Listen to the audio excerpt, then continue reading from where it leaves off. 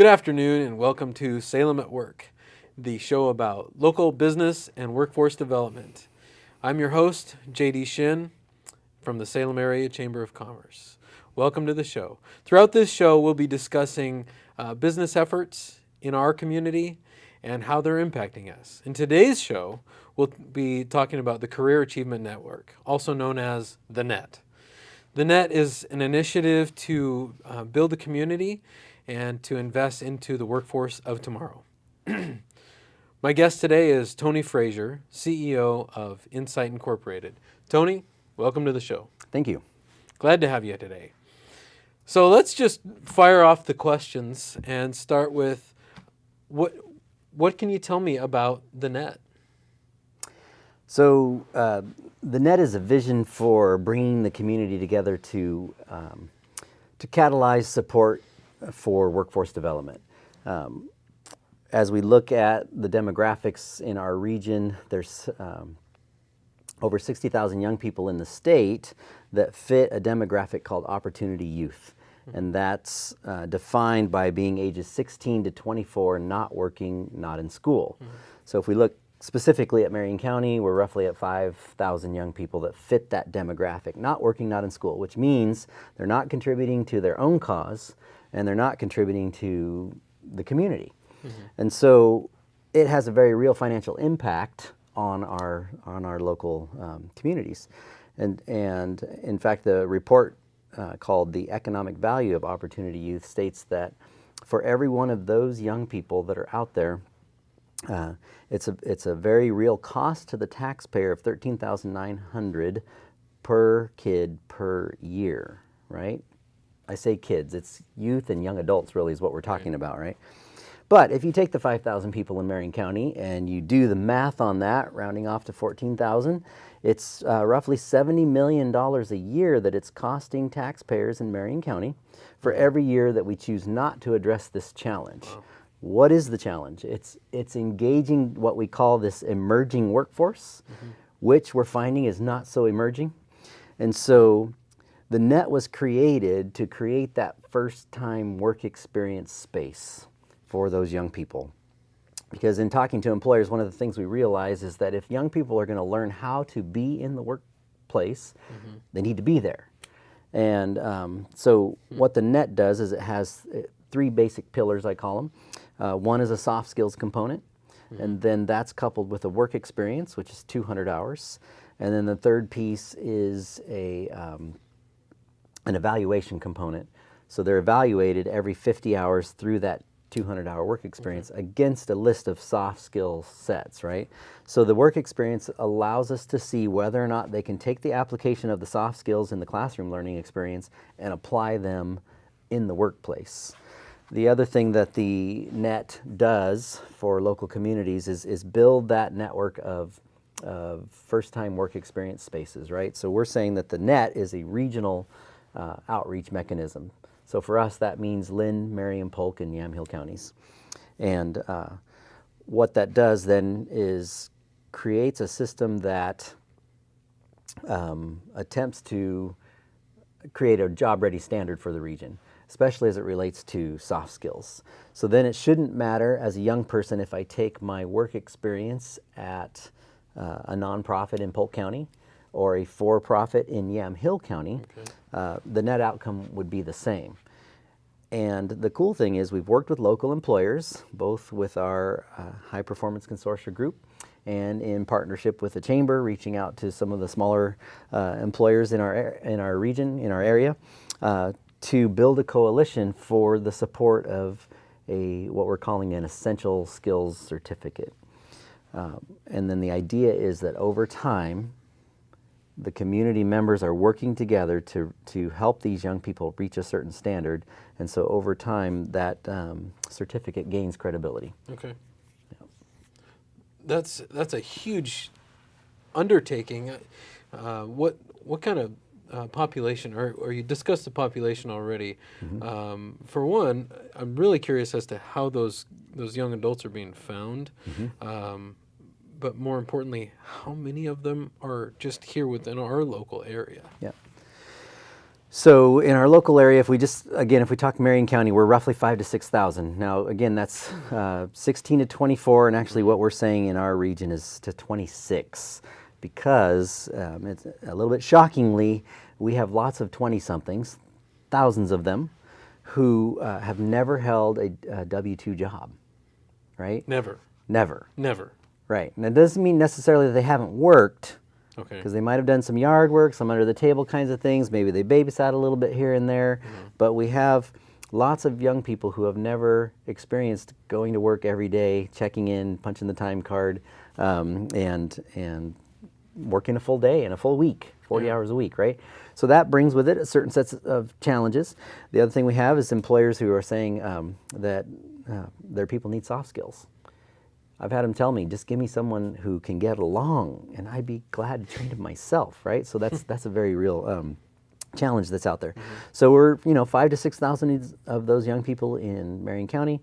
If we look at Polk and Yamhill, we're roughly 3,000, give or take a little bit in those counties in terms of that demographic, right? That could be engaged so that we could skills train them. So there's a lot of room to impact that demographic for positive change. And if you think about it, when we make upfront investments in skills training these young people, and we turn them to better paths, we begin to recover some of that cost to society very quickly. Because the other thing that report says is that for every one of those young people out there, there's a social impact cost as well, and that's $32,000 per kid per year. So we're looking at about 55 grand per kid per year of taxpayer money that's going into that individual. Am I catching that right? Not quite. So the taxpayer cost is $14,000 per kid per year. Social impact, which means now if they start getting on services, if they get in trouble and they're in juvenile services and those kinds of things, that cost becomes much larger. Right.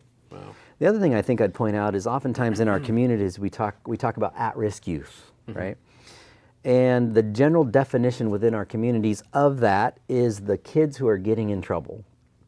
When we look at the opportunity youth demographic, those young people aren't the kids that are getting in trouble. We haven't even talked about that population yet in this conversation. Wow. But we think that they're one and the same, and they're not. I often will speak to different groups in the community, and I never fails. I have an adult come up to me and say, I have a 20-year-old kid on the couch right now that needs a job, right?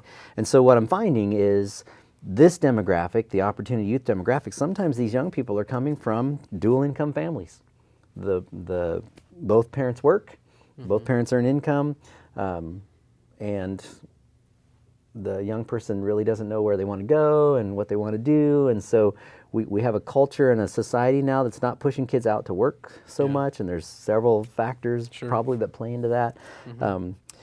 But my point is, it's not just the kids that are getting in trouble. So as we think about economic growth for communities, we have to look at workforce, right? That's a very critical component to our companies being able to sustain themselves and grow. And workforce is a critical component to convincing other industries to come to the state of Oregon or our region and relocate here. Because the first question they ask is, what's your workforce like? Well, if we can't produce that through working together as a community, how will we ever get to the place where people want to locate their businesses here? Start small community and move out from there. Excellent. Now you're CEO of Insight Incorporated. How does that look logistically? You guys being involved with the net, how's that look? So we're driving the vision for the net. Obviously, Insight Incorporated is a 501c3 that represents the local workforce board, which oversees federal and state resources that come into our region, which is Lynn, Marion, Polk, and Yamhill counties. And with those dollars, we invest in skills training for adults and youth. So the net is one of our youth initiatives. Beautiful. I love it. I love that you guys are investing into our local area, but that affects everything beyond it. It affects how we're able to to be in trade with other Yep. nations and Yep. and even up the highway to Portland. Everything is affected pretty deeply. Absolutely. So, what's the long-term vision that you see for the net? The long-term vision is that when people have conversations in the community about the net, someone else is sitting there going, so what is that? And the conversation plays out, oh, you're not part of the net? And then it begins to spread through word of mouth like that. Okay. The net is, if you're a business, it's offering a space to have that first time work experience. So our ask to business is not, will you hire this young person? It is, will you create a first time work experience space so that we can train our workforce as a community, right?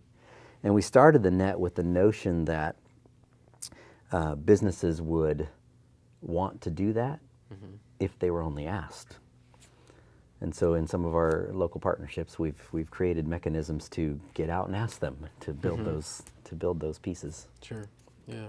How responsive have the young adults been to come into that? So I think the young adults that we get in front of get excited that there's hope and there's a possibility. The crazy thing about this emerging workforce is they're very hard to find. Yeah. How are you finding And them? so we're racking our brains trying to figure out what's the best way to get in front of these young people so that they can see that there is opportunity, right? When I talk about this demographic and how many of them are out there, people often say, well, why is that? Well, I don't know. That's a hard question to ask or to answer because, it could be culture. When I was 12 years old, I was pulling weeds for the neighbors to earn money. I don't see that happening a lot nowadays. Right. It could be the downturn in the economy, where everybody ratcheted back one, and now you have folks with degrees, doing the work that the kids used to do when they would be off for the summer in high school and things like that. So there's this general dynamic out there where kids have less opportunity to be engaged in work. So it's really hard to put the finger on it, but we're trying to find out all the ways that we can to get in front of them and get them out and get them engaged. Engage in that workforce. Yep, absolutely. That's a big importance. Well, we are running short on time, but I'd like to ask you, for one, would you come back to the show again? Absolutely. Great. Okay, we'll look forward to that time, and I'll fire more questions at you. But any inspirational words that you can give us in about 30 seconds? Yes. If we don't figure out how to do this as a community, if we don't come together as government, nonprofit, and business and figure this out, we'll miss out, right? Because the communities who come together to do that and pull the pieces together to get this emerging workforce engaged, they're the ones who are going to win. Yeah. Because this is a national problem, not just a state of Oregon problem. So the communities who figure it out first, they'll win. Excellent. Thank you. I can't add any more inspiration to that.